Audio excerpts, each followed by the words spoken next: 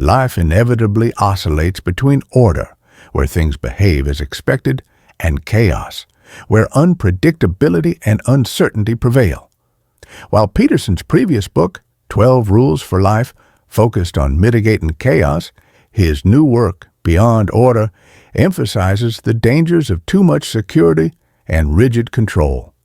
He warns that seeking absolute control not only fails, but leads inevitably toward totalitarian attitudes, restricting necessary growth, creativity, and adaptation. Human beings must navigate a delicate balance between the comfort of the known and the challenge of exploring unknown territory. Throughout Beyond Order, Peterson outlines 12 specific rules emphasizing that meaningful existence comes not from continuous happiness or comfort, but from accepting responsibility, telling the truth courageously, and negotiating openly. He stresses that when confronted by life's inherent uncertainties, maintaining clear values and moral courage makes enduring hardship possible, though never easy. In Peterson's view, genuine strength emerges not from eliminating chaos, but from embracing uncertainty thoughtfully and bravely. We survive, adapt, and even flourish when we balance order's security with a courageous exploration of the unknown, never losing sight of our deeper purpose, no matter how difficult the journey. Rule 1. Do not carelessly denigrate social institutions or creative achievement. A long-term client who lived alone, completely on his own. He had almost no ties to family. His daughters had moved far away, rarely in contact, and his only remaining relatives were a father and sister he barely spoke to. Years earlier, his wife had passed, and the one relationship he pursued afterward ended in tragedy when his partner died in a car accident. Early conversations with this individual felt uncomfortable. He was neither familiar with the subtle give and take of social interaction, nor at ease with the easy rhythms of casual conversation. As a child, he had experienced severe neglect and active discouragement at home. His father was largely absent and showed streaks of cruelty. His mother struggled with alcoholism, and he endured relentless bullying at school, never encountering a teacher who truly saw him. It was no surprise that he slipped easily into bouts of depression and irritated volatility, making him a continued target for coworkers prone to workplace bullying. A small but significant pattern emerged in his weekly or bi-weekly sessions.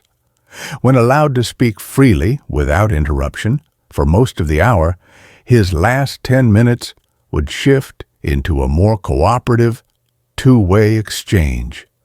This dynamic held steady for many years. Over time, he began focusing less on purely negative experiences, partly because he expanded his life outside the sessions. He made friends, got involved with music festivals and art groups, and rediscovered a long-forgotten passion for songwriting and guitar.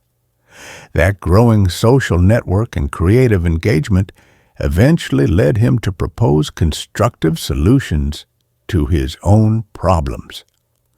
By the end of therapy, he went from being too paralyzed to speak in any public setting to reading his poetry before small groups and even attempting stand-up comedy. This example highlights the importance of social connections, of sharing thoughts and experiences out loud. People often rely on talking to maintain their mental organization. Speaking about past events helps distinguish trivial worries from the truly serious.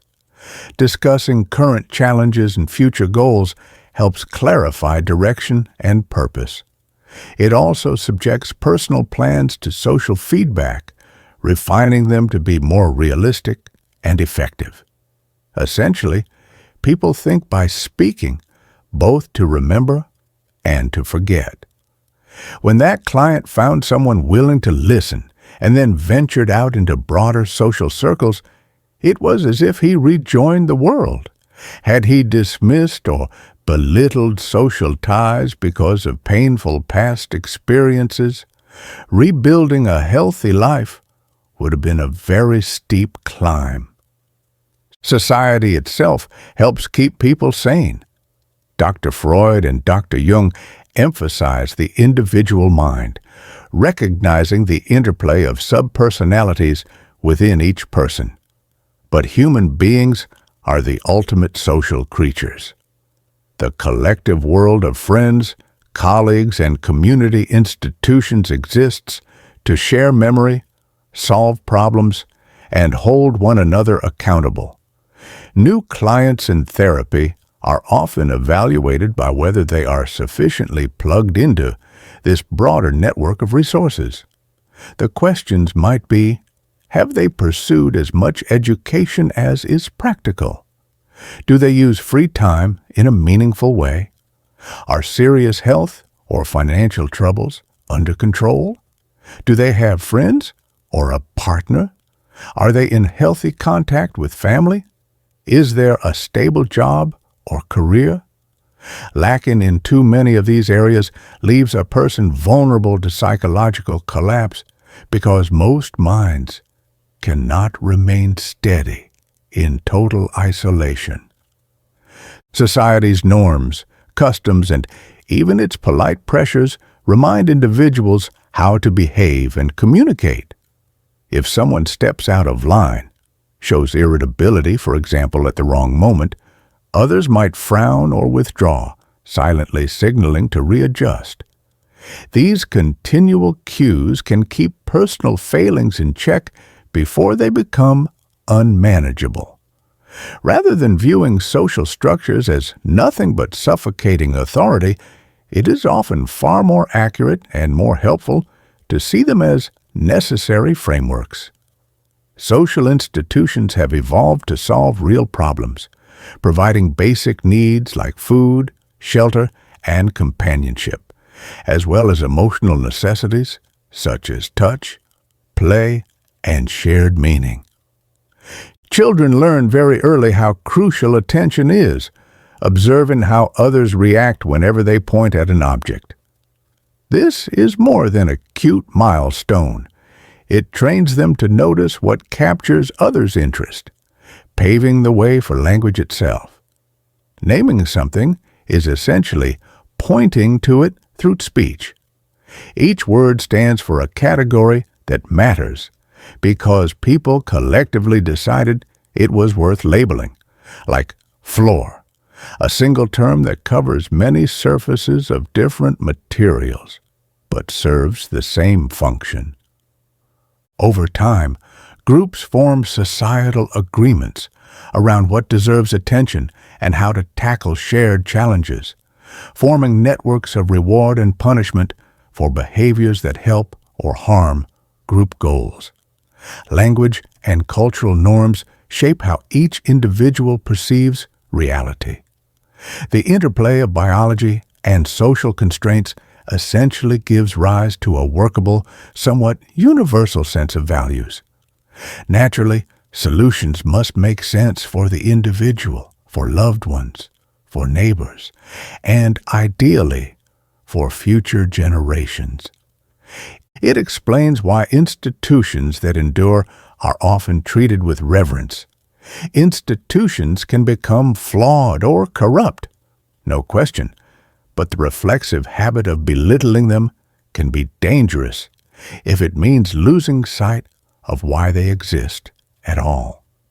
Solutions to big social or economic problems are often more complex than they seem. Dismantling established ways of doing things without a clear, well-tested alternative can usher in more chaos and suffering than existed beforehand. A newborn progresses from simple reflexes to gradually more differentiated motivations, learning to handle emotions like hunger, anger, and curiosity while adapting them to the larger group's activities. Sharing and cooperative play among children emerges from this fundamental need to live harmoniously with peers. Kids who never learn to make friends face greater psychological and social struggles later in life. Quality relationships and collaborative efforts reduce loneliness and protect well-being for both the young and the old. On the job, similarly, being reliable and cooperative makes colleagues willing to share knowledge and lend support in hard times. Professional networks mirror the value of friendships. Trust is cultivated by doing tasks well, being punctual, and respecting both superiors and subordinates. These behaviors might feel mundane, but they underpin genuine outsourced sanity, a reliance on the broader structure around a person. Still, there is a paradox. Society needs hierarchy. A certain distribution of roles ensures that tasks get accomplished and that the most capable individuals guide everyone else. That may sound like power, but true authority is different. Effective authority includes competence and accountability, not mere domination. Thoughtful leaders who assume responsibility for those in their charge often feel the weight of that role more heavily than do followers. Hierarchies risk becoming corrupt, stagnant, or oppressive when those at the top forget what they owe others, or when no mechanisms exist for necessary change. Hence, the importance of balance. There must be the discipline and respect to accept society's rules as well as the creativity to improve them. Both mindless rebellion and dogmatic inflexibility are harmful. A well-balanced personality navigates these tensions, following rules because they keep chaos at bay, but willingly breaking them if higher principles call for it. Healthy progress never discards all tradition, nor does it cling blindly to the past. Evidence of this dual path can be seen in a person's life story when careful discipline and creative spirit intertwine. Take that earlier client who not only became more socially open, but also developed artistic talents in photography, music, and pen and ink drawing. The social element helped him overcome isolation, while the creative element fostered a sense of unique contribution. As he gained more mastery, so did his artwork, revealing that genuine creativity often flourishes on the foundation of engaged participation in the world. Children likewise absorb these lessons quickly. Early pointing gives way to role play and storytelling, as they discover deeper meanings behind fictional figures who bend or uphold rules in pursuit of worthy goals. Even very young kids, when immersed in tales like Disney adventures, pick up on the theme that obedience has limits and that courage sometimes calls for stepping beyond safe boundaries. These observations suggest that society needs structure and innovation in constant dialogue. Large-scale examples include the unavoidable tension between maintaining continuity in institutions, family life, education, government, businesses, and allowing for necessary change. Extreme conservatism resists evolution. Extreme radicalism erodes stability. Both lead to trouble if pursued too far. Cooperation demands an interplay of established knowledge and fresh insights. Those with more conservative leanings remind communities of the tried and true strategies that led to existing successes, while those with more liberal or creative temperaments see emerging pitfalls and forge new pathways. Ideally, Leaders and collaborators value each other's strengths and respect each other's cautions, remembering that nature and tradition place real constraints on what can be done. In the end, both society and individuals hold the responsibility to learn the rules, adopt them conscientiously, and yet remain open to the possibility that some rules might need updating when genuine moral conviction and competence dictate. This ongoing effort prevents stagnation and ensures survival in a shifting world. Life balances on the line between too much order and too much chaos, and both social order and creative daring are essential to walking that line successfully. The task is enormous and unending, but it is also the foundation for human progress and well-being. Rule 2. Imagine who you could be, and then aim single-mindedly at that. Each individual is far more than what's currently visible, because human beings aren't just something that is, they're something that's always becoming. People sense there's more inside them, some hidden potential waiting to be activated. But obstacles like poor health, misfortune, or past mistakes often mask that potential. Even so, it remains there, demanding to be recognized and cultivated. How does someone figure out who they truly are and who they might be if they pursued their best future? Across millennia, shamans, prophets, playwrights, and storytellers have observed human successes and failures, then distilled those insights into powerful narratives. These aren't just old myths, they're maps for personal transformation. Many become part of a culture's foundational lore, told and retold, capturing deep truths about courage, creativity, and renewal. Look at certain ancient tales, heroes battling dragons or serpents, rescuing captives, discovering treasure, and learning the wisdom of life and death along the way. Why are such stories universal and unforgettable? Because they speak to a level of truth beyond everyday details. They highlight archetypal patterns that every person confronts in some form: conflicts with evil, struggles with chaos, triumphs over adversity, and the necessity of shedding outdated beliefs to grow. The ancient Mesopotamian epic, known as the Enuma Elish. In that myth, primordial forces embody saltwater, the dragon-like goddess Tiamat, and freshwater, the fatherly Apsu. Their union spawns the first gods, some loud, unruly bunch who eventually slay Apsu. Chaos in the shape of Tiamat then rises against them, creating a monstrous army. Ultimately, a young and brilliant god named Marduk volunteers to defeat Tiamat. Marduk can see in all directions, speak magic words, and bravely faces the dragon. By conquering Tiamat, he builds the known world from her remains. In short, chaos threatens, a hero emerges, order is restored, and something new is created.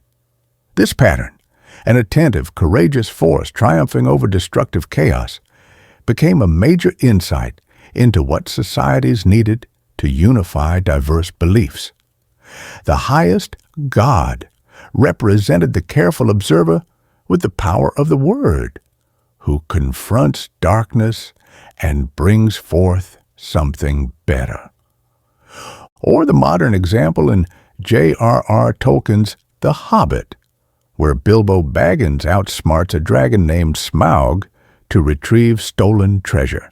Here, the dragon is both a literal threat and a symbol of everything that lurks in the unknown. If order is to be maintained or improved, a hero must engage what's frightening, survive that trial, and restore balance. The Adventures of Harry Potter. The series bursts with classic elements: hidden potential, orphans stepping up to evil forces, and dangerous creatures lurking in the shadows. The Chamber of Secrets is a prime example, with Hogwarts besieged by an unseen menace. Students are found paralyzed, turned to stone, by an enormous basilisk slithering through the castle's underground pipes. Eventually, Harry descends into those depths, through a watery, sewer-like portal, to save his friend Ginny from the giant serpent. A phoenix's tears ultimately revive him when he's bitten, a moment that clearly reflects the idea that confronting chaos can be fatal, yet can also lead to rebirth. The image of a phoenix underscores this theme. In myth, it's the bird that perpetually dies and rises from its own ashes, symbolizing transformation. The focus here is on that process of transformation, on being reborn through disciplined confrontation with fear, ignorance, or complacency. Humans learn by imitating others, by translating observed patterns into actions, by storytelling, and by distilling wisdom into ritual, drama, and religious tradition. Great stories depict heroes who unite both the masculine drive for order and the feminine capacity for renewal, so that something higher can emerge. Alchemical and mythological imagery often shows a dual-faced figure, one male and one female head, standing above a dragon or serpent, symbolizing danger and promise. The combined figure hints at the possibility of integrating both aspects of a full personality, balancing rational order with creative openness to the unknown. These stories aren't just entertainment. They're coded lessons in how to orient life's journey. They say, pick a worthy goal. Even if it's not perfect, move toward it. Mistakes occur. Confront and correct them. Over time, the pursuit clarifies, just like searching for a moving target that continually refines itself as new insights emerge. This approach, committing to a path and adapting as needed, helps individuals remain stable enough to avoid chaos, but flexible enough to handle surprise and learn along the way. Some might ask, why aim at all? Because without a goal, life's overwhelming. Without direction, a person drifts in uncertainty, prone to meaninglessness, anxiety, or despair. But with direction, even if it's initially vague, there's a way forward that encourages self-improvement and recreation when necessary. By adopting the heroic posture, facing the dragon, whether it's a real-world challenge, a personal shortcoming, or a cultural problem, a person discovers inner resources and potential for growth. It's part of an ancient message. Confront the unknown with as much honesty and courage as you can muster. A closed-off individual might freeze before a serpent stare, but a hero charges ahead, even if wounded in the process. Through that confrontation, outdated beliefs can die, clearing the way for deeper understanding and renewed life. That's the Phoenix Tears moment, the capacity for transformation that rescues a person from total defeat.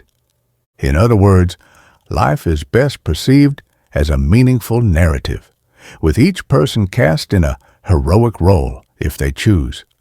A story has a beginning, a problem, and an outcome that's hopefully better than where it started. Real life includes tragedies and failures, but the same principle applies. By continually striving, adapting, and integrating new wisdom, anyone can move closer to their strongest, most integrated self. So the suggestion here is straightforward. Aim at something profound. It may be as simple as improving personal behavior, strengthening relationships, or dedicating oneself to a creative project. Start at whatever level is currently possible. Make plenty of mistakes, observe them, and correct the course. Over time, that path tightens as new knowledge unfolds. Lessons learned change the shape of what's next, opening further opportunities. Such growth never truly ends, because each new mastery reveals unexplored horizons. There's a timeless quality to these ideas. Ancient myths, medieval legends, modern fantasy tales all reinforce the principle that stepping voluntarily into the unknown, guided by truth and virtue, leads to the richest rewards. People aren't doomed to remain as they are. By wrestling with doubt and fear, by renewing themselves when old beliefs wear out, by aiming single-mindedly at a higher goal, they move from the ordinary toward the extraordinary. This dynamic of death and rebirth, losing an old shell of identity and gaining a new one, is the beating heart of genuine personal growth. And it's something available to every person who chooses to see and act in accordance with this heroic blueprint. Rule 3. Do not hide unwanted things in the fog. When Dell was much younger, he routinely went home for lunch, and his wife would serve him a simple meal, soup and a sandwich. For 2 decades, the sandwiches arrived on tiny bread and butter plates.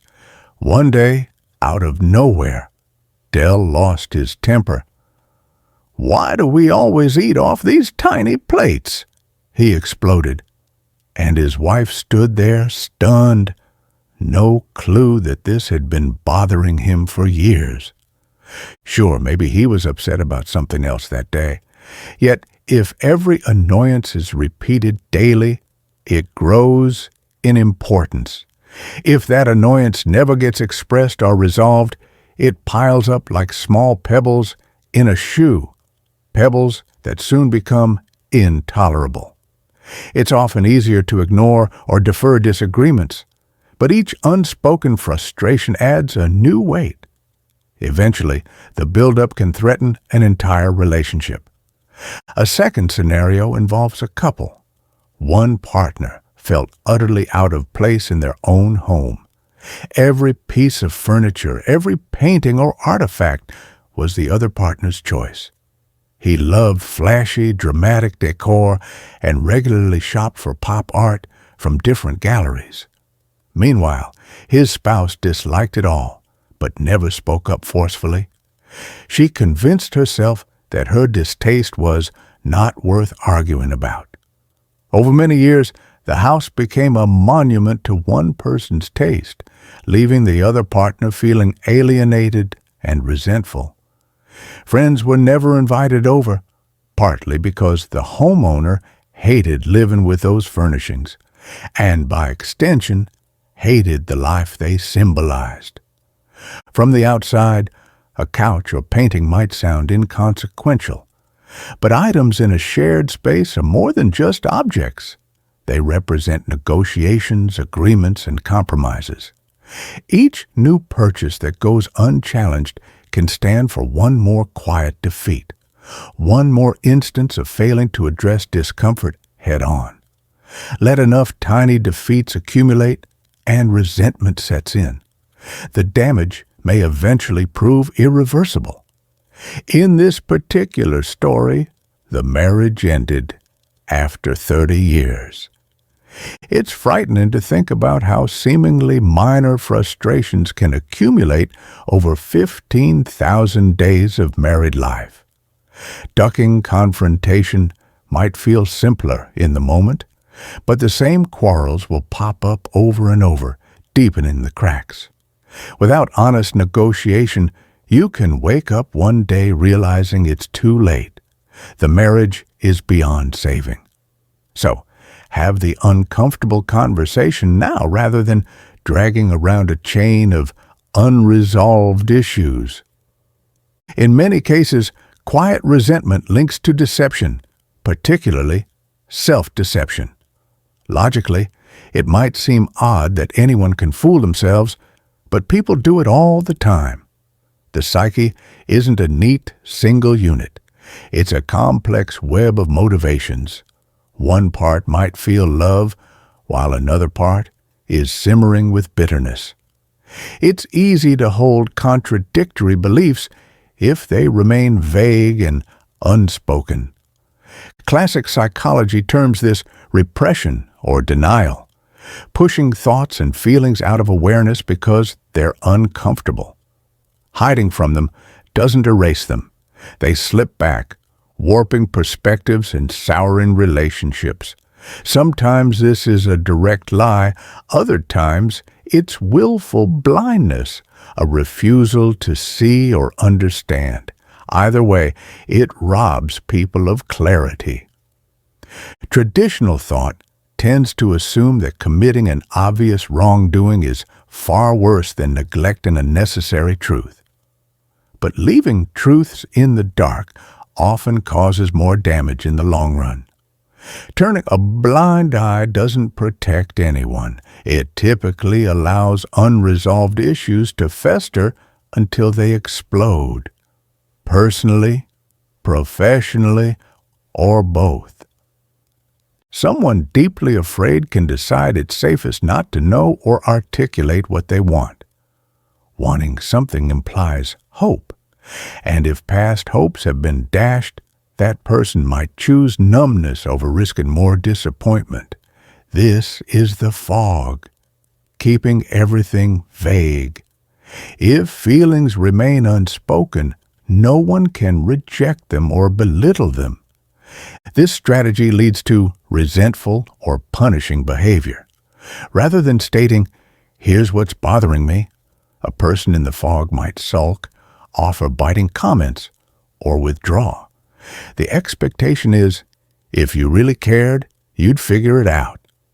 This can be a test of love, but it's also a cheap trick to avoid responsibility for communicating needs.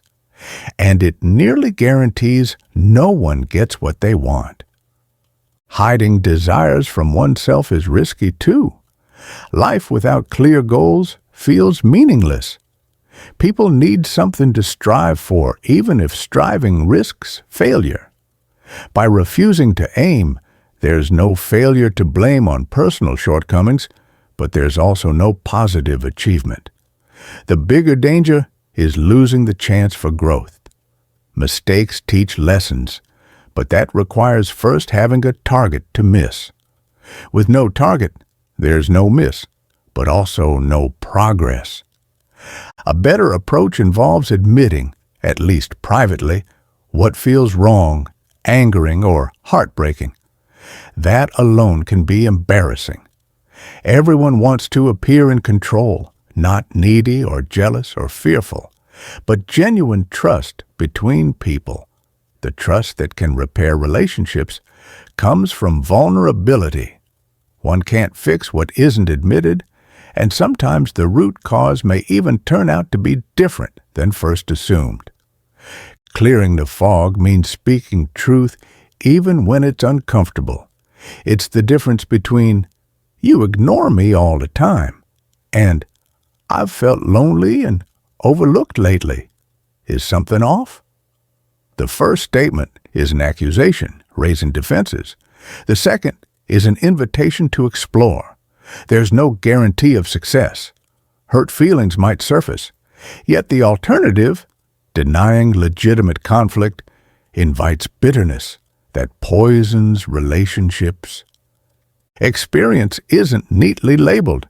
Everyone has a swirl of partial memories, impressions, and emotional triggers. The real question isn't just what happened, but why did it happen? And how does it fit into a larger story? Finding those answers helps avoid repeating mistakes and encourages repeating successes. It's hard work, demanding a willingness to look at flaws and abandon harmful habits or relationships. In the short term, not looking can feel easier, but left alone, the monstrous unknown grows. At some point, the cost becomes too great. If the world feels like an unsolvable maze, it might be because the flashlight of honest thought has been turned off, replaced by bitterness. People can end up wanting those who hurt them to suffer, but this only grows the chaos. Conversely, sincerely seeking can uncover possibilities. If someone truly asked for help, they might find it. If someone truly aimed for a target, they might hit it or learn a better way to aim. But it takes courage to define a goal and risk failure. And sometimes it takes everything to stand firm when the truth reveals itself and challenges a person's comfortable illusions. Keeping quiet about life's nagging irritations, tiny plates at lunch, unwanted artwork, or unspoken resentments may lead to years of slow-burning frustration. Better to handle the discomfort of truth today than to let thousands of daily annoyances erode relationships, morale, and peace of mind. Clearing the fog demands a hard look at real feelings, real motivations, and real possibilities, followed by open, humble communication. It's daunting, but the alternative can be a slow drift toward a life defined by fear and resentment. And once the drift is far enough along, coming back can feel impossible. Move toward light and clarity, even if it involves arguments or admissions of vulnerability. Letting those daily irritations stay hidden in the fog merely ensures they'll shape life from the shadows, where they can't be properly addressed. It's far better to do battle with honest words than to lose life's best opportunities to unspoken distrust and silent rage. Rule 4. Notice that opportunity lurks where responsibility has been abdicated. Meaning, in life often arises from voluntarily assuming responsibility. Sure, everyone wants things to be easy. The truth is, people rarely find easy tasks fulfilling. Meaning is found where the workload is heaviest. It's paradoxical. Folks talk about wanting a stress-free life, but then look back and feel proudest of the tough challenges they tackled. Do the extra bit nobody else bothers with, arrive a bit earlier, leave a bit later, make sure the place is organized when others let it slide. Step by step, that builds trust and reliability. And when the moment comes to negotiate a raise or a promotion, the argument is clear. Look at all these crucial tasks I've been handling. A reasonable boss often says, yes, let's find a way to reward that. But the benefits go beyond tangible rewards. People generally want a life that matters. By stepping up, by making yourself the person who addresses what's neglected, a sense of purpose blossoms. That purpose can sustain through challenges. Just as importantly, it's how actual problems get solved. Many old traditions teach that life is basically tough. Buddhism calls it suffering, and Hebrew scripture chronicles endless struggle for the ancient Israelites. No one escapes difficulties regardless of how charmed things appear. So the question becomes how to meet life's inevitable hardships. One powerful strategy is aim high, accept responsibility, and figure out how to bear the load. Life feels heavy, but carrying that weight meaningfully can make it worthwhile. It's reminiscent of playing a sport or game. Constraints exist, rules, limitations, but working within them creates engagement. The same holds for day-to-day life. Certain burdens can't be dodged. Accept them, and a path toward growth emerges. Sometimes people refuse to take on the burden of growing up, like the character Peter Pan, the boy who won't leave Neverland. He's magical precisely because he's young and full of potential. But that means he never becomes anything real. Growth entails sacrificing all that raw potential for a specific reality, perhaps a career, a skill set, a partner, a family. Without that sacrifice, potential remains just that, potential, and time passes nonetheless. Better to age with purpose than to linger in fantasy, running from life's tasks. It's like aiming an arrow. Missing the mark is easier if the goal is never made clear. But in real life, failing to aim at all leads to the worst regret, not even having tried. And there's no real learning without trial and error. So a person has to pick a target and move toward it. Even if setbacks occur, the journey offers lessons. Doing nothing wastes the opportunity to grow. Even in purely selfish terms, a person's life spans more than just right now. The future is always on the way, and ignoring it invites problems. Acting irresponsibly might feel good moment to moment, but future consequences often become nightmares. True self-care means accounting for the entire arc of one's life and making choices that pay off across time. This logic extends to relationships. Treat a partner badly, and tomorrow's reality gets bleak. The same holds for workplaces, communities, and nations. Everyone has to live with the long-term outcomes of short-term actions. Yes, everyone wants to be happy. But happiness is fleeting, usually tied to immediate pleasure or momentary successes, like finishing high school, having a good meal, or receiving praise. Life quickly resets.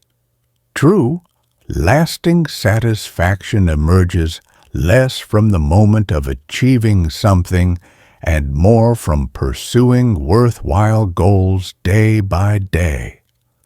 That pursuit demands setting a direction and moving forward with setbacks along the way.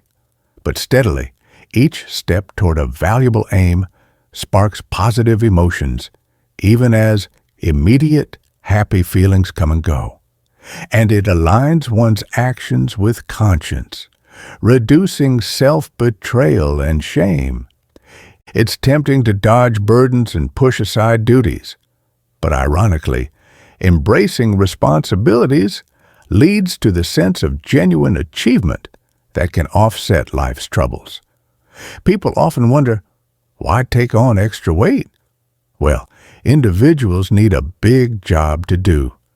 Waking up at night feeling doubt and fear is much easier to handle if one can say, at least the path I'm on is worthwhile. At least this is something I'm standing up to wholeheartedly. In practical terms, watch for neglected or mishandled tasks at work, at home, or elsewhere. Those neglected areas often point to roles that need filling. Step into that vacuum, become the one who cleans it up, organizes it, resolves it. That's not just good for the group. It's how a person truly earns self-respect. People sometimes ask, so how to live properly? Maybe it starts by noticing wrongdoing within or around oneself and deciding to fix what can be fixed. The deeper one looks, the more one sees missed opportunities for improving life.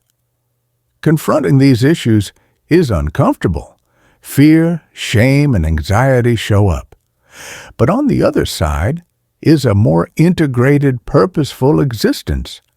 Day by day, inch by inch, adopting responsibility aligns body and mind toward a noble target. Over time, that approach yields a life with genuine purpose. There might not be immediate comfort. There could be famine, conflict, or personal strife, just like in ancient stories. That's where people discover their real strength, the deeper magic of being alive and contributing something meaningful. The doorway to that meaning stands where everyone else shrinks away, leaving a gap. That gap is an invitation to step in and carry the load. Embracing that invitation might be the most direct path to the kind of fulfillment that can handle life's inevitable storms. By aiming at the highest good, a person finds resilience and even joy in the midst of challenges. Instead of letting chaos and suffering reign, that person counters the darkness with every brick laid, every broken system repaired, and every neglected duty assumed. Rule 5. Do not do what you hate. An ordinary person working for a large organization, someone who values good sense and honesty, but finds themselves confronted with bizarre workplace directives.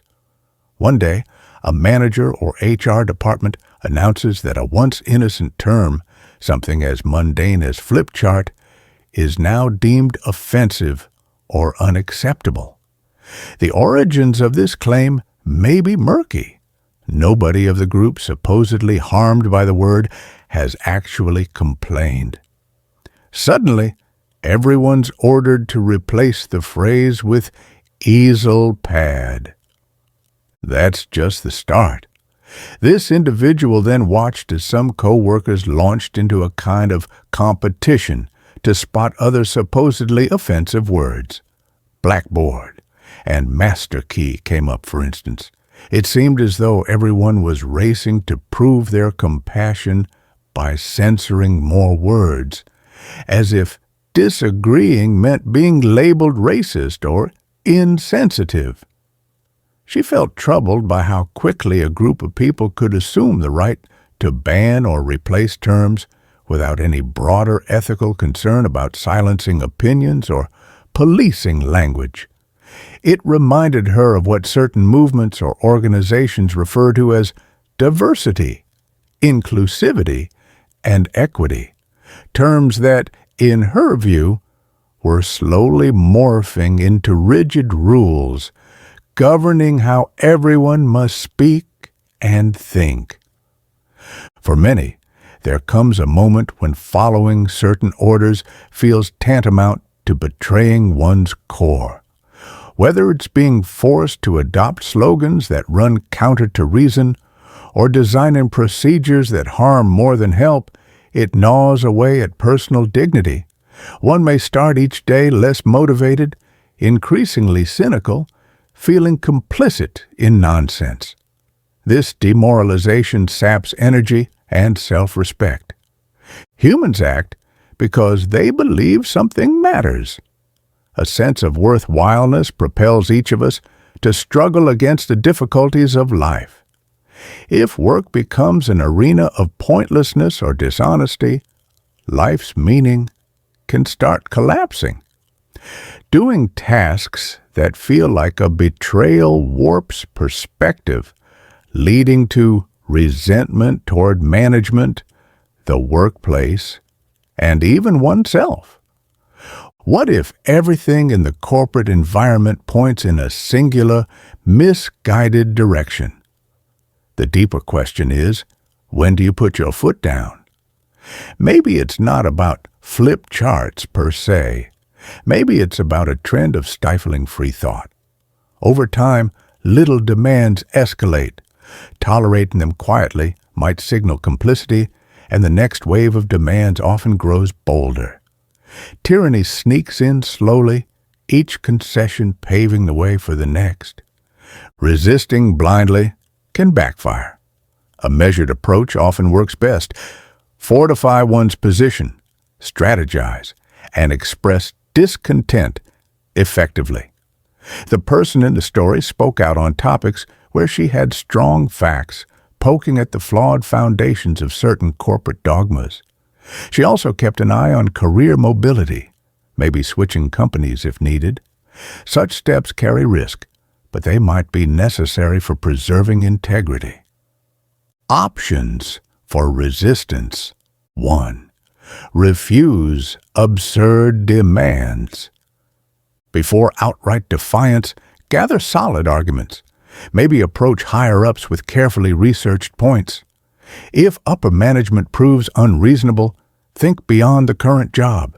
Revisit the resume, explore lateral moves, or aim higher elsewhere.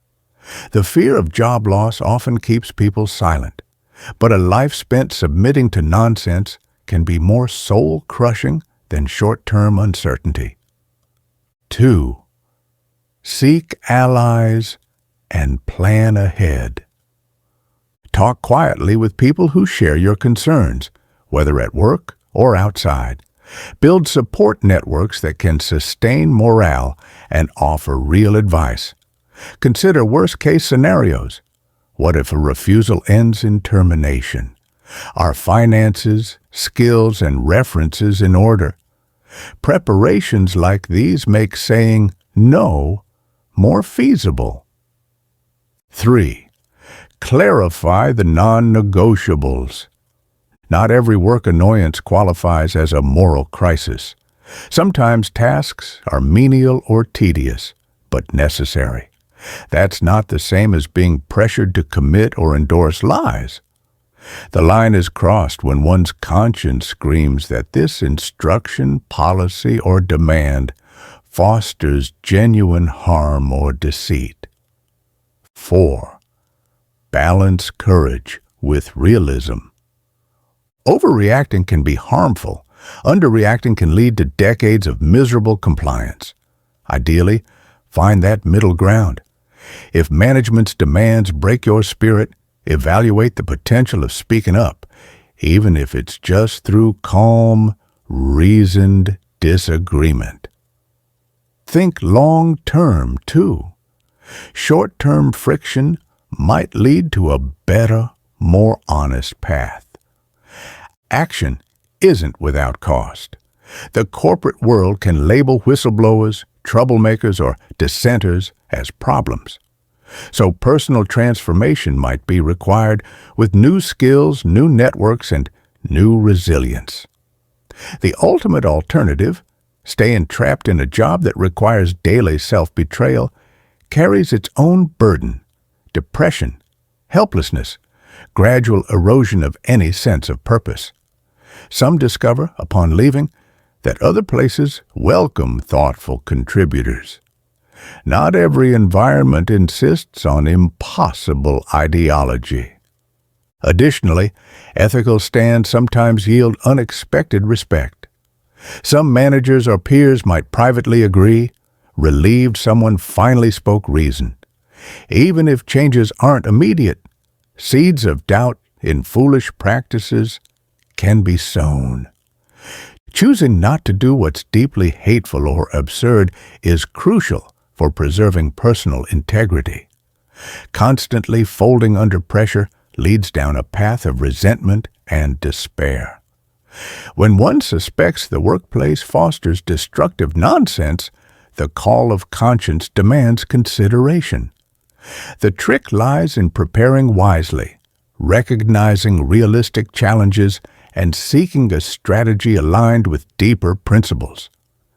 No one can guarantee that honest pushback or a job switch will be pain-free.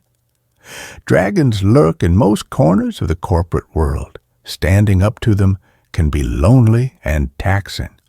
But the alternative, spending the better part of life serving initiatives that feel hollow or unethical, can be far worse.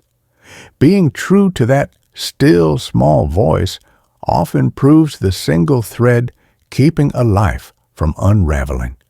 It's a stand that might protect not just personal integrity, but the health of an entire organization and, in a broader sense, of society itself. Rule 6. Abandon ideology. There's an argument that today's world is deeply influenced by a single historical fact: God is dead. Without a shared higher ideal, people would swing between despair, seeing no purpose, and rigid ideology, trying to force a perfect plan for society. In the 20th century, that fear played out vividly under oppressive regimes, communist, fascist, each certain of its own cure-all theory. Each caused untold suffering. Single explanation philosophies, ideologies, tend to wreak havoc. They point to one big concept, like money, power, or prejudice, and insist it explains the entire world. Suddenly, every injustice can be blamed on some supposed master cause, and all who seem to benefit from that cause become enemies. A worldview this narrow inevitably leads to resentment, or what some have called resentiment. If life doesn't go well, if there's a sense of being overlooked, it's comforting to target a faceless group or system. Over time, that resentment drives the demand for retribution, a moral crusade that quickly justifies harsh actions against so-called oppressors. The danger, then, is splitting the world into good and evil camps, where they represent all that's wrong and we embody righteousness. People who feel certain they already know the reason for every social ill are tempted to label any who disagree as complicit in evil. A society that tolerates no dissent soon becomes tyrannical, even if it began with lofty talk of justice. Focus less on massive abstractions and more on smaller concrete steps. Instead of chanting slogans about tearing down the system, a person could start by reorganizing a chaotic life. Take charge of what is closest at hand, tidy a cluttered space, help a neighbor, address one solvable issue at work. Even these modest efforts reveal how challenging real change can be. But with each small victory, there's growth in capability and character. That's harder than just chanting about the patriarchy, or capitalism, or the environment, or any other sweeping problem one aims to fix overnight. True, societies have serious challenges. Yes, corruption and power hunger exist, but it's also true that turning one's energies toward personal responsibility, putting family, career, and personal ethics in order can be transformative, and such efforts ripple outward, contributing to better neighborhoods, workplaces, and friendships. Ideological theories promise quick paths to righteousness. Pick a side, denounce the adversary, and bathe in moral certainty. But it's often superficial. Standing up for genuine improvement usually requires grappling with gritty details, admitting uncertainty, and foregoing easy scapegoats. It's stepping away from the call to hunt down external demons and instead confronting the flaws within oneself. That's the kind of humility that can avert the cynicism and vengeance that ideological thinking inevitably breeds. One might ask, if I don't commit to a big vision for society, won't I just ignore injustice? Not necessarily. Handling real problems with specificity, empathy, and collaboration often yields better outcomes than blanket condemnations. And in the process, there's a greater chance of uniting people rather than dividing them into endless camps of blame. The call, then, is to beware of everything that masquerades as a single-factor solution. Human history, culture, and psychology are too immense, messy, and interwoven for slogans. There's nothing wrong with caring about fairness, the poor, or the environment. The trouble starts when one grants supreme, all-explaining power to any one idea. Doing so blinds a person to the genuine complexity of existence, like trying to run an orchestra with only one note. Looking around, it's understandable how some folks lose faith in old religious frameworks or traditional social structures. But instead of filling that void with ideological dogma, it might be wiser to engage in local problem solving, look to personal development, and find meaning in responsibility. It's what many discover when they stop asking, "Who's the enemy to blame?" and start asking, "What can I fix here and now with the resources and skills at my disposal?" It's true there's plenty to be outraged about, but resentment is corrosive if left unchecked. Real solutions take courage, perseverance, dialogue, and compromise. None of that materializes in a simplistic war between imaginary saints and demons. The healthiest approach likely lies in recognizing shared struggles, balancing freedoms with obligations, and uniting under moral goals that transcend mere labels.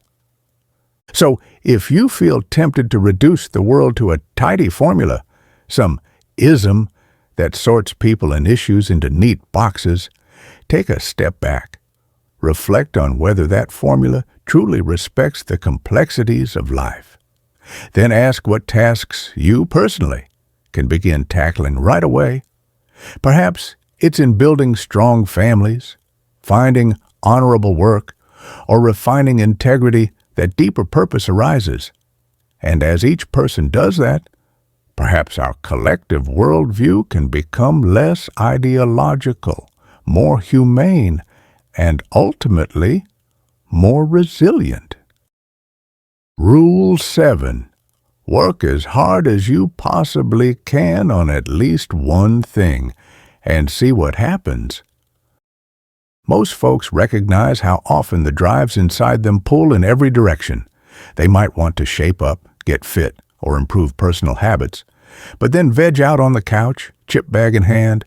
They know they could do better, yet remain locked in the same cycles, as though different impulses or even spirits, anxiety, boredom, anger, cravings, take turns in control. The cohesive I stands aside, forced to watch helplessly. It's a universal dilemma. If a house divides against itself, it can't stand. If the mind is divided, a person can't persevere. So what's the antidote? Alignment. Choosing the direction, aiming at something that matters, and following through. Without a clear aim, everything becomes equally painful or tempting, causing endless distraction and indecision. Life piles up with unfulfilled hopes. Self-doubt mounts, and mindless impulses continually hijack motivation. People stuck in that fog often age faster, struggle more with health, spiral into hopelessness, or just feel adrift. By contrast, there's a direct correlation between picking a path, committing to it, and maturing into a more capable, confident personality. Anyone who throws themselves wholeheartedly into a skill, a career, a meaningful pursuit notices that over time, core strengths emerge. They become more resilient. Their fractured inner drives slowly unite around a shared direction. This doesn't mean one must find a perfect goal. That thinking can paralyze. People who refuse to commit, waiting for the ideal option, drift into cynicism or endless second-guessing. In reality, many commitments can be worthwhile if pursued fully. While each road, whether it's a chosen profession, a marriage, a mission, inevitably has flaws, it's often better than sitting still, scattering energies in 1,000 directions. A child learning to play a game. That child voluntarily subordinates wild impulses to the rules of that game. Slowly, the child becomes a better player, not just physically, but socially and psychologically. Later, Growing up involves a similar apprenticeship, adopting rules, traditions, or disciplines. Over time, a person learns their craft well enough to contribute creatively to it. It's like an apprentice eventually becoming a master who can innovate. But it starts with the heat and pressure of sustained effort. Certain guiding principles, like the famous 10 Commandments, for example, have historically united people under a shared moral structure. This highlights a deeper theme. It's not enough just to have rules. One must aim at the underlying spirit that gave those rules life. Rigid following of tradition without any spark of creative vision leads to stagnation, but total disregard for the traditions that keep us civil leads to chaos. True mastery happens when disciplined rule following integrates with individual creativity, a synergy of old wisdom and the capacity to adapt. In practical terms, consider picking one project, one goal, worthy of genuine devotion. It could be mastering a trade, building a solid family, honing a creative talent, or anything else requiring real dedication. Pour in maximum effort. Yes, sacrifices ensue. Yes, certain possibilities must be dropped. But by specializing, focusing, and sharpening skills, the scattered fragments of a personality start cohering into one. After wrestling with the constraints of a discipline for long enough, a person might discover the deeper patterns at its core and be free to expand or innovate. That's when someone moves beyond mere competence into inspired mastery. It can feel like stepping from an echoing basement into a vast open sky. Such individuals aren't shackled by rules, they're empowered by them and can reshape them responsibly. The point is, life's confusion and despair often shrink when someone dares to commit. If you work as hard as possible on one meaningful endeavor, see how it transforms the mind and spirit. The immediate chaos of petty impulses has to line up, at least temporarily. And in that new alignment, parts of the psyche become more robust, integrated, and confident. In time, like coal under pressure, the essence of character crystallizes, reflecting light rather than absorbing it. The person emerges more solid, ready to illuminate the world around them. So pick a direction. If it turns out less than ideal, you can adjust course later. But staying uncommitted is a sure recipe for endless distractions, disappointment, and drifting. Embrace the discipline of a single goal, and the self begins to unify. Through that unification, greater possibilities can unfold. By willingly placing oneself under that heat and pressure, a person may discover unexpected strength, individuality, and worth. That's the promise behind work as hard as you can on at least one thing and see what happens. Rule 8. Try to make one room in your home as beautiful as possible. People often hear the advice, clean your room, as a simple directive, a quick fix for feeling disorganized. The reality is that it's much tougher than it sounds, and cleaning alone might not be enough. There's a bigger step. Transform at least one space into something genuinely beautiful. That next level of effort has the power to rejuvenate a person's day-to-day life. It's challenging to make a place beautiful. Tidying up the mess is a great start, but arranging those books neatly or vacuuming the floor doesn't always bring the sense of joy or inspiration many are seeking. The goal is to take one specific area, a home office, a living room, maybe just a corner by a window, and elevate it so it truly shines. Doing so might involve picking just the right furniture, adding a piece of art that resonates deeply, or painting the walls in unexpected but harmonious colors. Why invest the time and resources to craft a beautiful space? Beauty invites something beyond the everyday.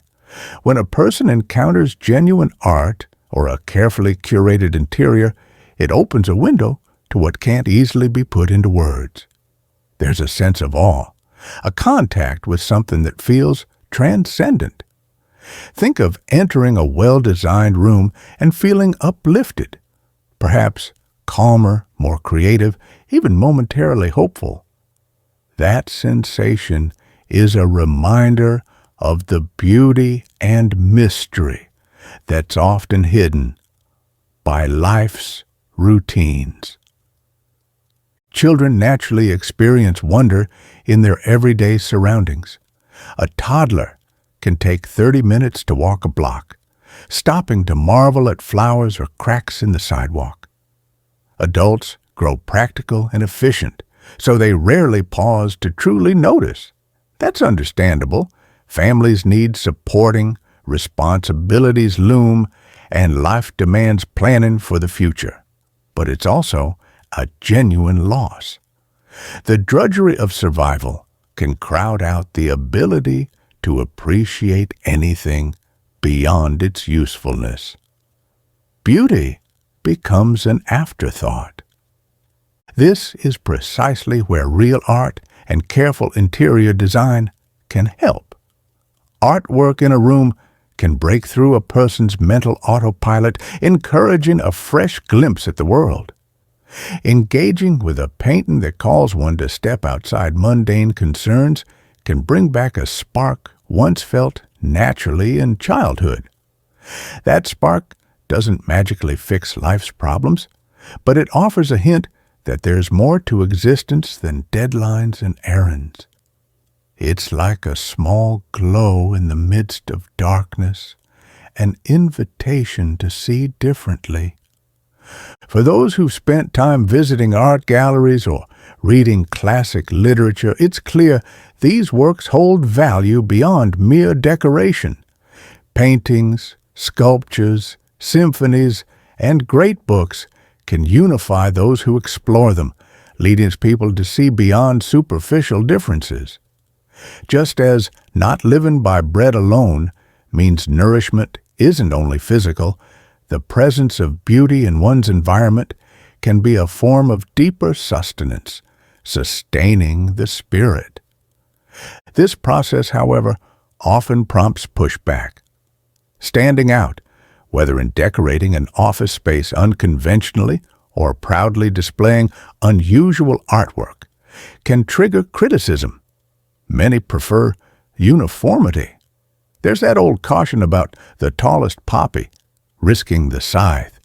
But giving in to blandness might leave one stuck in a world of fluorescent lights and plain white walls, a dull realm that drains creativity.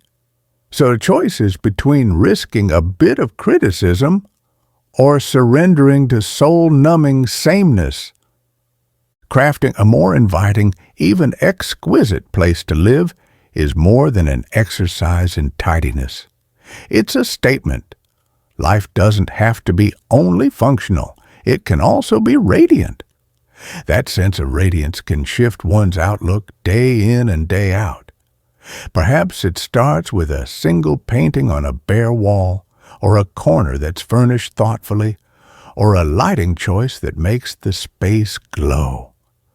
Through small acts of beautification, a person can find renewed engagement with the wonder that was once so natural in childhood. So consider picking one spot. Clear away clutter, sure, but then dare to go further. Arrange objects in a way that speaks to something meaningful. Introduce art that stirs the imagination. The impact might seem subtle at first, but over time, the room becomes a small sanctuary, a place where ordinary life merges with a hint of transcendent possibility. That's the point of making a room beautiful, to remind ourselves that there is more to existence than pure practicality. It shows that even in the midst of stress, there's space for awe. And, by extension, it reaffirms that this world, this life, can be far richer than it might appear at a glance. Rule 9. If old memories still upset you, write them down carefully and completely. Sometimes an old memory returns, complete with shame, guilt, and a sense of unresolved pain. It may involve having hurt others or having been deeply hurt oneself. The natural reaction is to push those moments aside, hoping they'll fade. But they often don't. The mind keeps warning that a risk remains. The recollection still holds vital information about what went wrong and how to avoid it happening again. When someone consciously explores an old wound, figures out the conditions that allowed it to happen, or the choices made that led to it, a shift can occur. By clarifying the story, the person creates a new, more mature perspective. This understanding might reveal personal failures or naive assumptions. Everyone is good, or trouble only comes if you deserve it. It can also clarify the motivations of others who acted cruelly or selfishly. Old memories remain troubling if they're never fully unpacked, never translated from raw pain into lessons.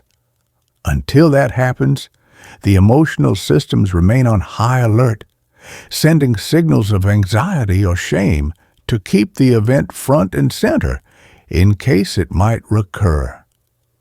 This idea applies no matter who was at fault. It might be you who lied or stole or gossiped, or it might be you who was betrayed. Either way, the mind demands a thorough review to prevent future disaster. Learn from the past, it insists, or prepare to relive it in nightmares and regrets. But many people let sleeping dogs lie. Revisiting dark episodes feels too daunting. Writing down the entire truth can become an act of courage. Lay out what events occurred, why they might have unfolded that way, and which lessons can be drawn. Sometimes it's shocking how quickly nightmares or obsessive thoughts settle, once that unspoken narrative is updated. Fundamentally, this process is about rendering the unknown known.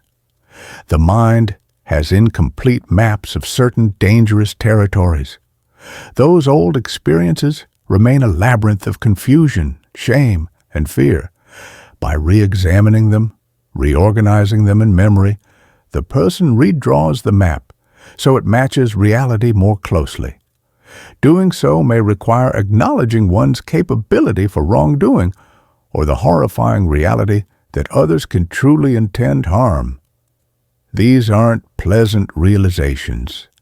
By integrating such knowledge, a person becomes less vulnerable, less prone to repeat mistakes, and more whole. Finally, each individual faces new decisions in life, and the choices made shape the present and future. If old, unresolved fears cling to a person, the energy for facing new challenges diminishes. Conversely, if those fears are transformed by thorough understanding, the path forward becomes clearer. Mistakes in the past don't have to define the future if they're properly understood. This can mean pulling out the old memories, putting them into words, and carefully working through what they mean. Doing so honors the fact that one's actions, or the actions of others, truly matter in the grand scheme of one's life. So, if a memory from yesterday keeps producing unease, consider that it might not be just the past. It might be unfinished business, an event that demands a deeper explanation, a further reckoning. Write it down. Talk it out. Own what can be owned. See the danger for what it was, and adjust the internal map accordingly. This courageous confrontation frees a person from being governed by ghosts of old mistakes or betrayals, allowing renewed focus on what's next, equipped with the wisdom earned from the most painful lessons. Rule 10. Plan and work diligently to maintain the romance in your relationship. A long-term couple, years into a busy life together, they have jobs, kids, endless responsibilities. No wonder genuine romantic time slips through the cracks. Then someone casually suggests a date night, and their reaction is practically an eye roll. We're too exhausted for that. Besides, last time we tried it was awful. We ended up fighting. So they conclude that the whole idea is pointless. Think about the decades of married life two people might share. Thousands of evenings together. Is it truly wise to give up on dates forever? Because one or two ended in bickering? Each date is also an opportunity to practice being good at romance, something most adults rarely learn how to do properly. By persisting, by being willing to feel awkward through a handful of mediocre outings, there's every chance the 10th or even 15th attempt might turn out surprisingly pleasant. Maybe even rekindle why the two of them chose each other in the first place. For a relationship to hold its spark, it demands real negotiation, effort, and planning. There's a traditional or movie-inspired fantasy that love just happens.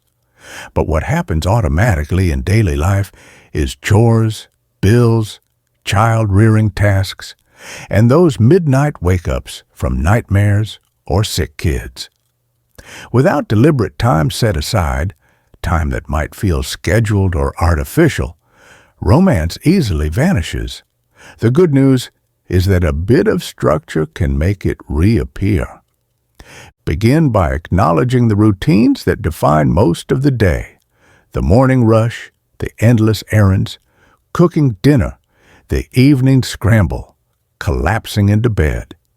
These small slices of life collectively span hours every single week.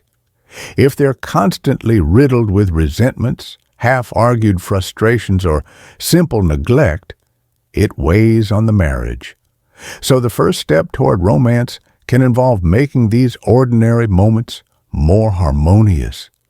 Agree on who does which household chore, at what times, and to what standard. That might spark heated debate at first. Why isn't the sink cleared right after dinner? Doesn't that matter?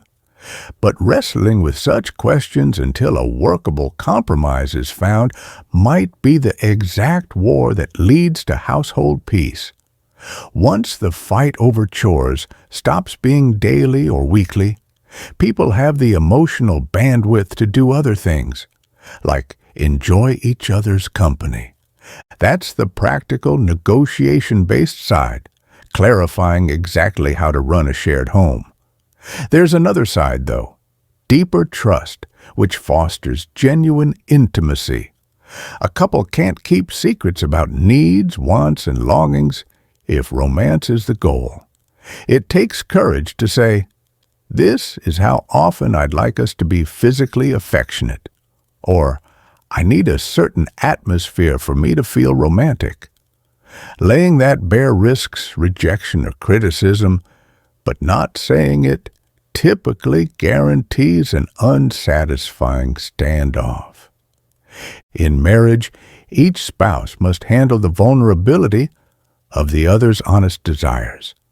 People assume an adult partner should just know how to please them or what affectionate gesture they crave.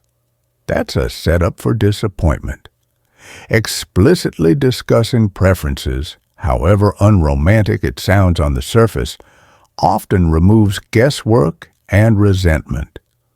Romance can be surprisingly practical. Scheduling a night, agreeing to dress nicely, setting the mood with music, lighting, or a decent dinner, and then being prepared to laugh it off if it doesn't go perfectly. This is how a skill forms, and romance, like any skill, may need repeated practice. Some might complain that planning intimacy feels too forced, that it lacks spontaneity, but in a cramped life with work and kids, waiting for natural passion to strike is risky.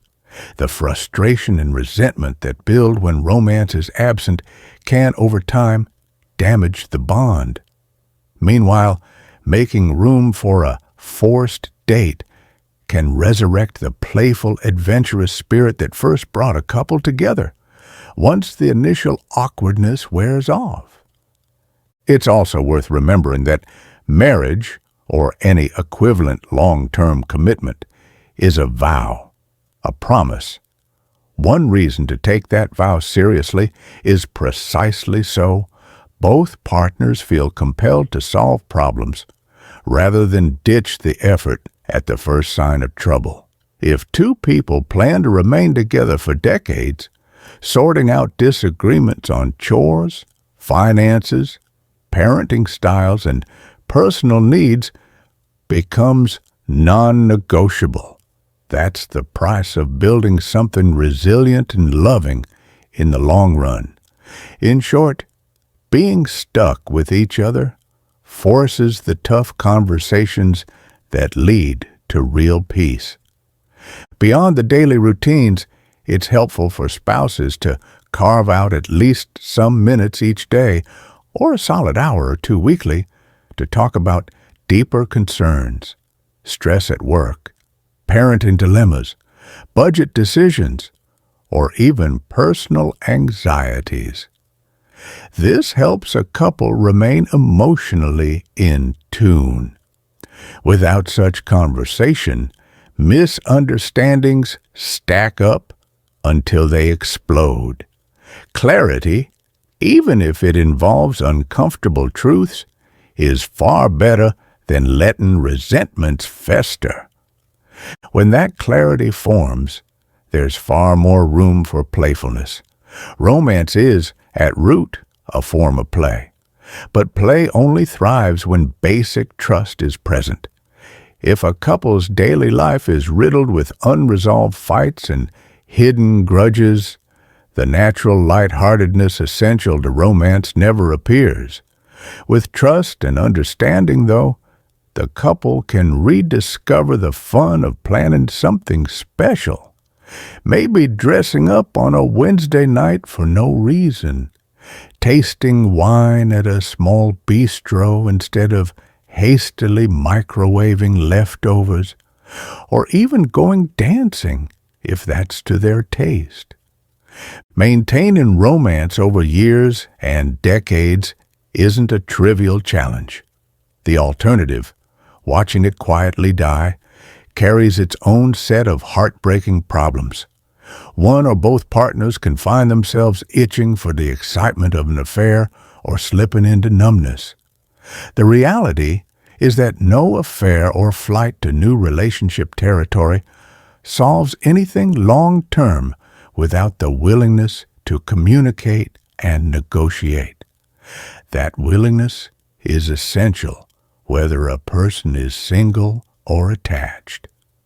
And for those who've pledged themselves till death do us part, it's an absolute necessity. So commit to scheduled together time, which might include date nights or any ritual that nurtures affection. Make time for weekly pragmatic discussion about household matters so everyday conflicts don't clog the relationship. Learn to articulate needs and desires honestly, risking the vulnerability that entails. Understand that neither spouse is the boss, but both serve something higher, like a vision of harmony that keeps the relationship alive. Over years of diligence and a willingness to face problems head-on, a marriage can remain a rich source of affection, warmth, and yes, romance. It isn't magic, it's work. Work that can feel surprisingly playful and sweet once the foundation is laid. In a life packed with chaos and tasks, romance can become the glue that keeps two souls aligned, reminding them of the deeper bond they share.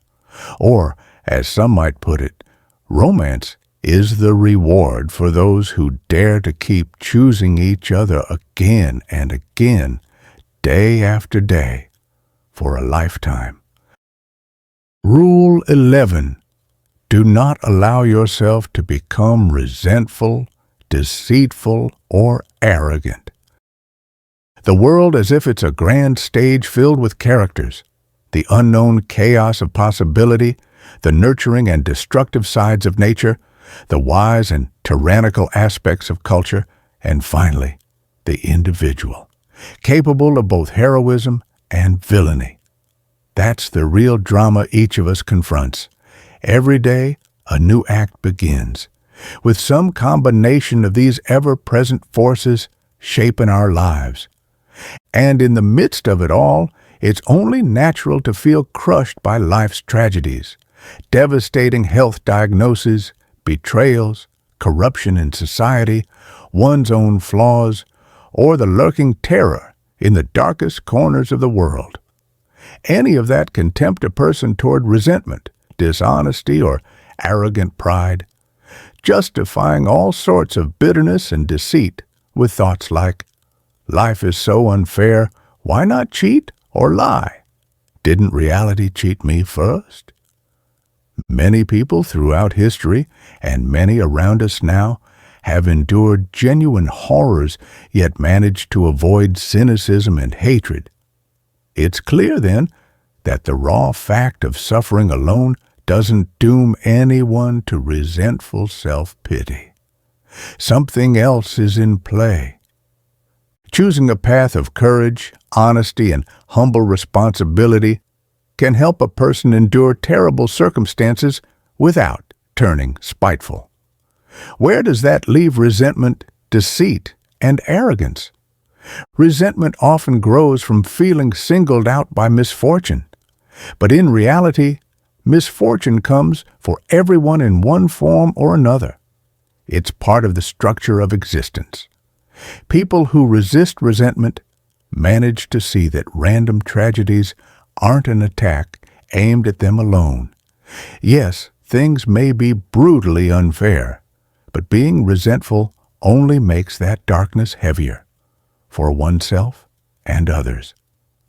Deceit typically breaks down into the lies we tell outright and the truths we deliberately leave unspoken. Both forms thrive on arrogant assumptions, that you're clever enough to twist reality without being caught, or that your short-term manipulations are more important than the long-term stability built by truth. Over time, lies distort your own instincts for honesty and meaning, leaving you adrift just when you need a sure moral compass. Arrogance says, "My way, my anger, my whims take priority over the deeper truths of life." It rejects gratitude for whatever blessings do exist and presumes you can sidestep hard-earned wisdom, your own or that of others. It's the posture that claims to know enough to outwit consequence. It's not that misfortune or hardship is trivial. Existence can be excruciatingly difficult. But people who face it squarely, aiming at truthfulness, usually find their capacity to endure grows. Being honest about personal faults, about the flaws in society, about the fragility of nature, doesn't guarantee an easy life, but it keeps you aligned with reality, and that alignment helps avert further chaos. Nature, in its benevolent and malevolent forms, demands respect, It's beautiful and provides everything needed for life, but it's also ready to freeze or devour you. Culture, with its wise and tyrannical faces, demands participation and stewardship. It can organize and protect us, or it can become rigid and oppressive, needing reform. Individuals, each harboring both the heroic and adversarial tendencies, choose daily whether to make life better or worse. If one ignores these layers of reality or focuses solely on their negative aspects, bitterness follows. If one lies or manipulates, believing my deception will fix the moment, life's broader structure eventually cracks. And if one sees everything as meaningless, thinking it's all unfair anyway, arrogance creeps in, dismissing the possibility of genuine improvement or the worthiness of one's own sacrifices. Accept that life is soaked in uncertainty and pain, but also that humans possess surprising strength, especially when living by truth, gratitude, and responsibility. Imagine how many crises could be avoided or lessened if more people decided not to deceive, if fewer stayed blind through inaction. To live properly is to recognize the everyday roles we play in this cosmic drama. Refusing to be resentful, deceitful, or arrogant doesn't mean naivete. It means acknowledging the darkest parts of existence without concluding all is doomed, and seeing that the honest path keeps personal corruption at bay. One can't banish every tragedy, but one can refuse to add more poison to the world. And that choice might be the best guarantee against total despair. Aim high with courage and truth. Sacrifice petty self-interest to keep evil at bay. Each day offers a fresh chance to do just that, even under the heaviest clouds. The alternative is resentment, leading nowhere good. In a world as hard as ours, a steadfast refusal to twist reality in one's favor through falsehood is a powerful stance, ensuring that no matter how grim things become, you remain oriented toward what's real and what's right. Rule 12. Be grateful in spite of your suffering. Life is a vast field of uncertainty. It's brimming with hardships, illness, tragedy, malevolence, heartbreak, and there's something remarkable about our ability to persevere. Even when everything seems stacked against us, humans find ways to confront suffering and evil. If we can muster the courage to face our troubles, both psychologically and in practical terms, we discover a grounding sense of purpose, and that purpose can help sustain us. Why we'd even want to look directly at our suffering? After all, the world can be terrifying. Betrayal, brutality, and cruelty often appear in everyday life. Isn't it safer to hide, resent, and blame everything on an unfair universe? But if we choose the bitter blaming route, all we do is multiply the misery. People who shrug off responsibility or grow paralyzed by pain are often left feeling hollow. Meanwhile, those who face things head-on, even if it's daunting, end up discovering a small but genuine hope and the capacity to lessen future catastrophes. That little spark of hope can transform tragedy into something bearable. A powerful reflection of this transformation can be seen when we lose someone we love. The grief practically knocks the air out of us. It's uncontrollable and strikes in waves, revealing how deep our bonds really were. Why mourn so intensely if that person's life wasn't meaningful? Grief itself shows we place value on existence, despite all the pitfalls of life. Even in sorrow, something in us affirms life mattered, and that suggests that In a strange but vital way, we understand goodness runs deeper than tragedy. In everyday life, it can help to adopt a stance of gratitude, even if it's gratitude in spite of everything. On a holiday, for instance, families gather hoping to celebrate life together. The experience can be complicated. Old wounds might come to the surface, personalities clash, and everyone's flaws rise up. Still, within all that tension, people realize it's good to be in each other's company.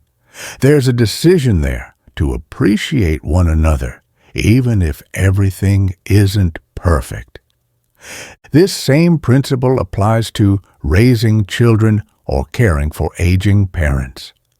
Kids are vulnerable, needing constant attention, yet demanding the freedom to explore. Parents are also vulnerable as they age, becoming more themselves in both quirks and limitations. Our closeness to these realities can make us resent life's fragility, but it can also deepen our love. I love you not just despite your weaknesses, but in some odd way because of them, because they're part of the unique person you are. Yes, there's often a voice inside that highlights the dark side, arguing that existence is so painful that maybe it'd be better if nothing existed at all. This outlook crops up in extremes, like certain philosophical stances claiming it's ethically wrong to bring children into such a harsh world.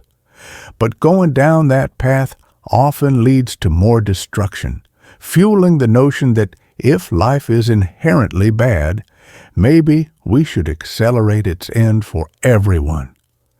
That line of thinking ignores a fundamental truth. When people stand up and display moral courage in the face of chaos, they truly lessen suffering, not just for themselves, but for those around them. For example, being the rock at a family funeral can show others that endurance is possible, or standing by a friend through life's storms might allow them to see a light in the dark. Over and over, people who choose responsibility and honesty over bitterness and cynicism end up transforming misery into something more bearable, sometimes even something meaningful. Gratitude doesn't require us to be naive about pain. In fact, real gratitude often shows up more powerfully when we fully acknowledge how bad things can get. Knowing the depths of life's potential for destruction doesn't force us into hatred or despair. It can prompt us to decide, yes, life is hard and sometimes brutally unfair. Still, I'll choose to celebrate the glimmers of good and live in a way that makes things better, not worse. So, giving thanks in that sense is an act of defiance against despair, against resentment, and against the idea that everything's meaningless. It's the choice to see the positive in the face of profound negatives. And by sticking to that choice, we find we're stronger than we believed. We become the kind of people who, even at the bleakest of funerals or when faced with life's toughest blows, can stand upright, extend a steady hand, and say, let's try to make this at least a bit better. Because in a world that can be cruel, that act of gratitude and courage might be the boldest move of all. Peterson tackles complex topics like trauma, meaning, creativity, and ideology with serious intellectual rigor. He brings in everything from Jungian psychology to biblical stories and personal anecdotes. Compared to his first book, this one is more personal. He discusses his own health crisis and his family's struggles, which adds a human touch and vulnerability. While 12 Rules for Life lean toward structure and discipline, this book calls for flexibility and transformation, a much-needed counterpart in today's polarized world. It's not always an easy read, but it's one that invites reflection and offers genuine guidance for those trying to find meaning amid complexity. If you're a fan of philosophy, psychology, or introspective self-help books, this one will likely resonate. If you're looking for quick fixes or simple life hacks, this probably isn't your book.